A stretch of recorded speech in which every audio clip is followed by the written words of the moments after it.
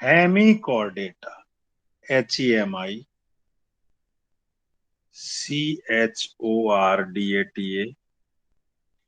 Hemy मतलब half.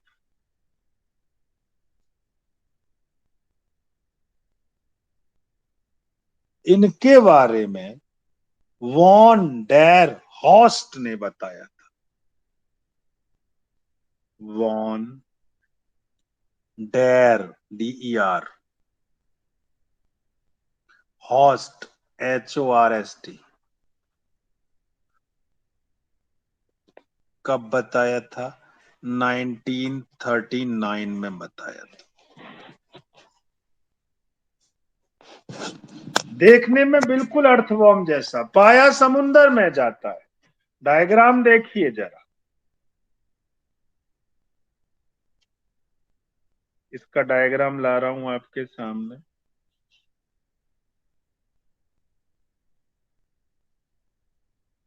ये proboscis है, PROBOSCIS, मुंह जैसा।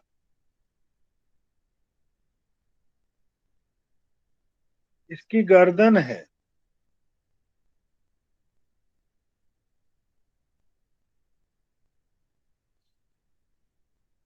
ये इसका कॉलर है।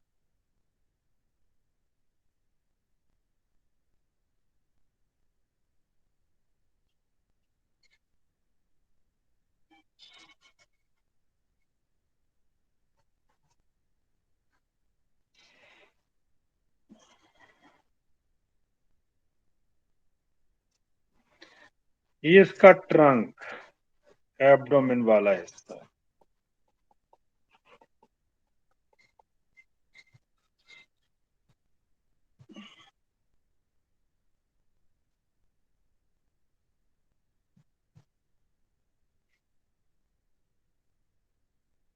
ये डायग्राम बैलेनोग्लॉसस, जिसे टंग वर्म, जीभ कृमि भी कहते हैं, इसके स्ट्रक्चर के आधार पे। ये इसका कॉलर है, ये इसका ट्रंक है।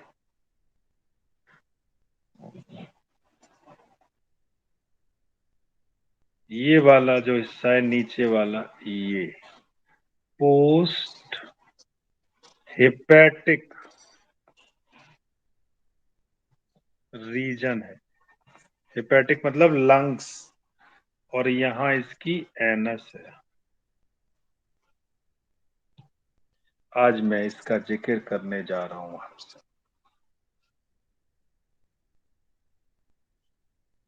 Sir collar gland. हाँ भाई, सारा देने की क्या जरूरत है डिटेल इतना। बच्चों, इसके जो एग्जाम्पल्स पढ़ेंगे आप, बैलेनोग्लॉसस सबसे इंपॉर्टेंट एग्जाम्पल है। बैलेनोग्लॉसस, BALANO, जिसका मैंने फोटो बनाया, जिसको टंग वर्म कहते हैं।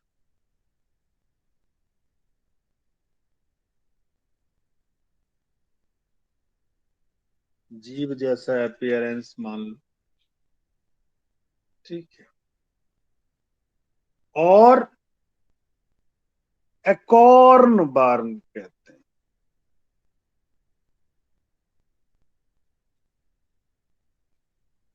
एकॉर्न एक फल है, जिसको बलूत कहते हैं फल को।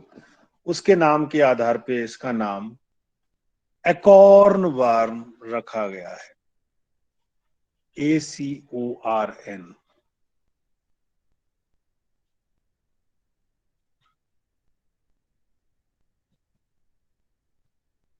एक और एग्जाम्पल इसके अंदर पढ़ेंगे, सेक्कोग्लॉसस।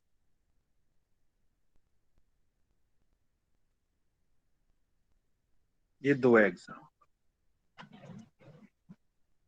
सबसे पहली बात तो मैं ये बता दूं, जिस वजह से इसे एग्जाम में पूछा जाता है, ये कनेक्टिंग लिंक है किस किस के बीच में? Between chordata Chordates and non-chordates. and non-chordata.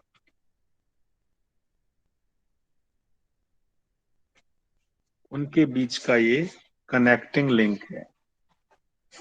चलिए इसके जनरल कैरेक्टर पढ़ लेते हैं, इसमें क्या क्या चीजें हैं।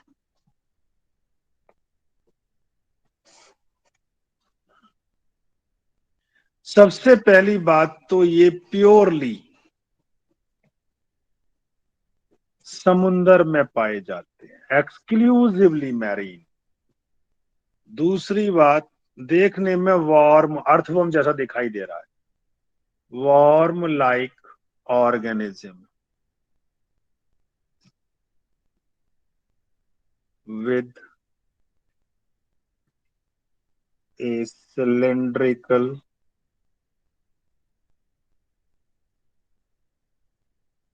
बॉडी। आप मुझे बता सकते हैं कि समुंदर के किनारे जो रेत पड़ी रहती है उस पर इसकी दौड़ लगा दी जाए और साथ में अर्थवर्म की, तो दोनों में से कौन जीतेगा?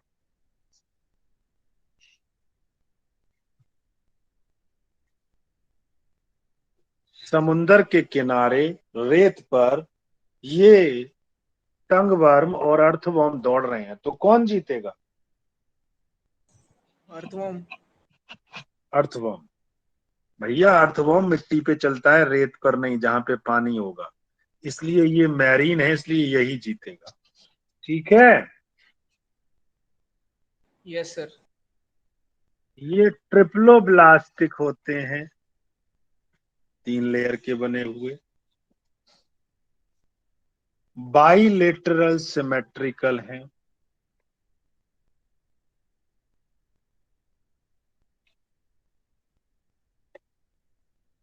सीलोम पाई जाती है, इसलिए इन्हें सीलोमेट कहते हैं। जो सर्कुलेटरी सिस्टम है वो इनका ओपन टाइप है, यानी ब्लड वेसल में नहीं बहता, ऐसे ही ऑर्गन ब्लड में डूबे रहते हैं। इनमें ऑर्गन बन चुके हैं, इसलिए ऑर्गन सिस्टम लेवल कहलाएगा।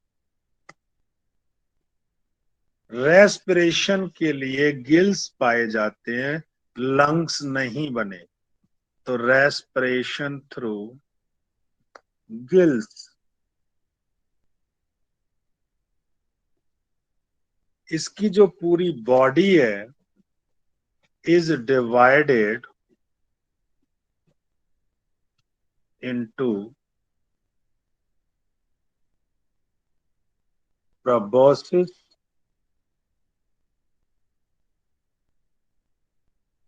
Collar and a long trunk, जो मैंने 3 हिस्से ऊपर लिखे थे, डायग्राम में दिखाए थे। प्रोबोसिस से एक्सक्रीशन करते हैं, तो एक्सक्रीशन थ्रू प्रोबोसिस ग्लैंड। 10वां, मेल फीमेल अलग अलग हैं,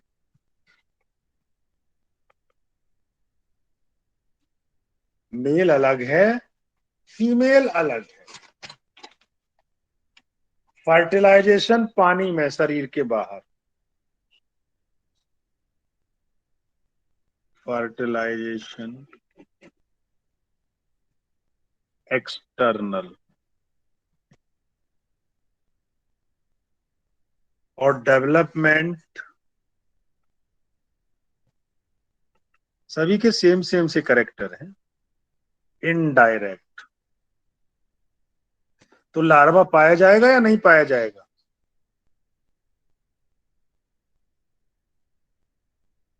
इनडायरेक्ट का मतलब है लार्वा पाया जाता है, डायरेक्ट का मतलब है नहीं पाया जाता।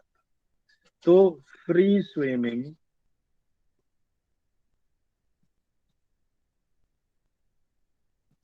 लार्वा, जिसका नाम है टॉर्नेरिया। लार्वा। एक नोट करने वाली इसमें बात है लास्ट, ये जो हेमिकॉर्डेट का मैंने डायग्राम बनाया was earlier considered as a subphylum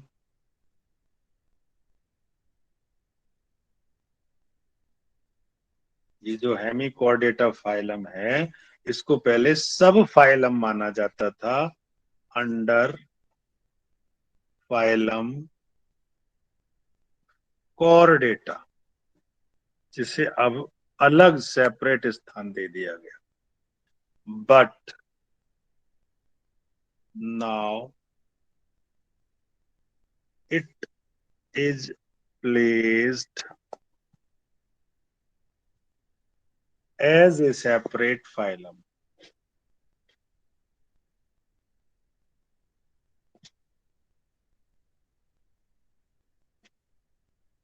under non chordata. Non chordata में ही एक और फाइलम बना दिया जिसका नाम हेमिकॉर्डेटा है और उसके अंदर हम इसको स्टडी करते हैं। ठीक है। बैलेनोग्लोसस टंगवर्म का डायग्राम बनाया, सिलिएटेड सिलेंड्रिकल बॉडी है, आगे वाला हिस्सा इसका प्रोबोसिस था, बीच वाला हिस्सा इसका कॉलर था और पीछे वाला हिस्सा एक बड़ा सा ट्रंक था। माउथ जो होता है इसका प्रोबोसिस के पीछे हुआ करता है। अगला वाला पार्ट जो ट्रंक का है उसे ब्रैंकियल रीजन कहते हैं, जिसमें गिल स्लिट्स पाई जाती हैं बहुत सारी। गोनाड्स यानी ओवरी एंड टेस्टिस मिडिल में पाए जाते हैं। जो भी माइक्रो ऑर्गेनिज्म है समुद्र में ये उनको खाया करता है और उनकी गंदगियां जो समुद्र के अंदर पड़ी रहती हैं, डेब्रिस, उसको खाया करता है। तो भैया कल से हम कॉर्डेट शुरू करने जा रहे हैं। आज के लिए इतना ही था। कुछ पूछना है तो पूछ सकते हैं, नहीं तो आप जा सकते हैं।